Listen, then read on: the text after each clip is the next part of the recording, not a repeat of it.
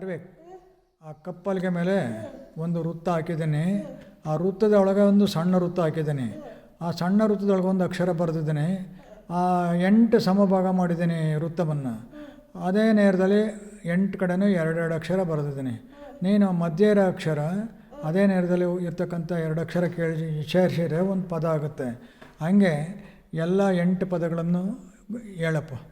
ಕಕ್ಕಿಲಕ್ಕ ನಗಮಗು ಸುನೀತ ಕಾಗುಣಿತ ಆ ತಲೆಕಟ್ಟು ಕವನ ಕವನ ಕಲಸ ಕಳಸ ಕಣಜ ಕಡಜ ಕಡಗ ಕಡಗ ಕಮಲ ಕಮಲ ಕರಗ ಕರಗ ಕದನ ಕದನ ಕನಕ ಕನಕ. ವೆರಿ ಗುಡ್, ತುಂಬ ಚೆನ್ನಾಗಿ ಹೇಳಿದ್ದೀಯಾ. ಇದು ತಲೆಕಟ್ಟಿನ 8 ಪದಗಳನ್ನು ಭಾಳ ಸ್ಪಷ್ಟವಾಗಿ ನಿರರ್ಗಳವಾಗಿ ಹೇಳಿದ್ದೀಯಾ. ಅದಕ್ಕೆ ನಾನು ನಿನಗೆ ಟ್ರಿಬಲ್ ಥ್ಯಾಂಕ್ಸ್ ಕೊಡ್ತೀನಿ. ಥ್ಯಾಂಕ್ಸ್. ನೀನು ಸಹ ನಮ್ಮ ಬಳಗದ ಬಂಧುಗಳಿಗೆ ವಂದನಾರ್ಪಣೆಗಳು ಹೇಳಪ್ಪ. ವಂದನಾರ್ಪಣೆಗಳು ಹೋಗಿ ಬರುತ್ತಾರೆ. ಹೋಗಿ ಬರಪ್ಪ, ದೇವ್ರು ನಿನಗೆ ಒಳ್ಳೇದು ಮಾಡಲಿ.